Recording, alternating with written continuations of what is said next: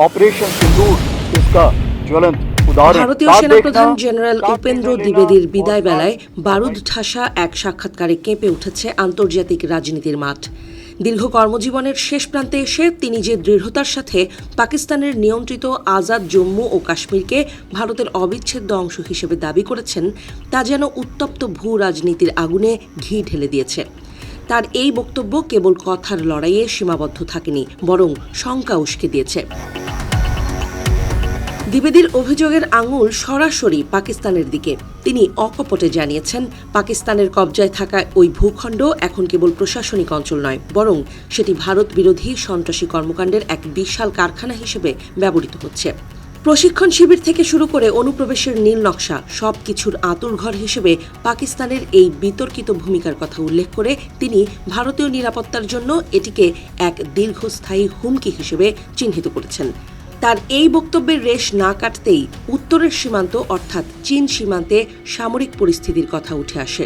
যদিও জেনারেল দ্বিবেদী স্বীকার করেছেন যে ভারত ও চীনের মধ্যে প্রকৃত নিয়ন্ত্রণ রেখা বা LAC বরাবর উত্তেজনা কিছুটা স্তিমিত হয়েছে, তবে তিনি সতর্কবার্তা দিয়েছেন যে এই স্থিতিশীলতাকে যেন কেউ ভুল না বোঝে। পরিস্থিতির সংবেদনশীলতা এখনও বিদ্যমান এবং ভারত কোনোভাবেই আত্মতুষ্টির চাদর গায়ে জড়িয়ে বসে নেই বলে তিনি হুঙ্কার দিয়েছেন।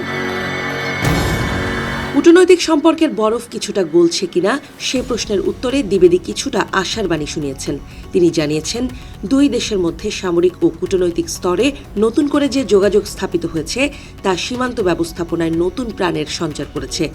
বিশেষজ্ঞ দল গঠন থেকে শুরু করে বাণিজ্য পথ খুলে দেওয়ার আলোচনা এবং পারস্পরিক আস্থাবোধ তৈরির প্রচেষ্টা, এই সবই পরিস্থিতির উন্নতির ইঙ্গিত বহন করছে বলে তিনি মনে করেন। তবে সামরিক প্রস্তুতির প্রশ্নে তিনি ছিলেন অত্যন্ত কঠোর ও আপোষহীন।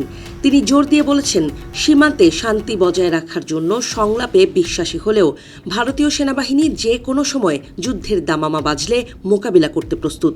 পরিকাঠামো উন্নয়ন, নজরদারি বাড়াতে অত্যাধুনিক প্রযুক্তির ব্যবহার এবং সেনা মোতায়েনের সর্বোচ্চ সতর্ক অবস্থান, এসবই ভারতের বর্তমান রণকৌশলের অবিচ্ছেদ্য অংশ বলে তিনি উল্লেখ করেন।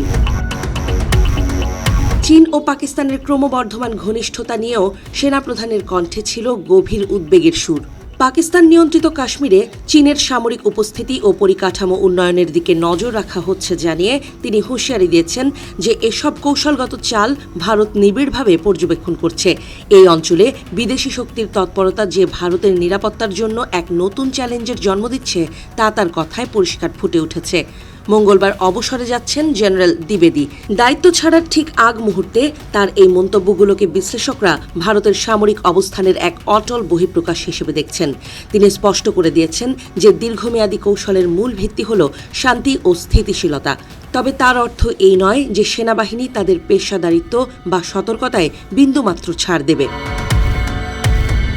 জেনারেলের এই বিদায়ী বার্তা যেন ভারতের সামরিক নীতির এক চূড়ান্ত রূপরেখা। কাশ্মীর থেকে শুরু করে হিমালয়ের বরফ শীতল সীমান্ত, সবখানেই ভারত যে তার শক্তির মহড়া দিতে এবং জাতীয় স্বার্থ রক্ষায় যে কোনো চরম সিদ্ধান্ত নিতে পিছপা হবে না, তার অকাট্য প্রমাণ রেখে গেলেন এই বিদায়ী সেনাপ্রধান।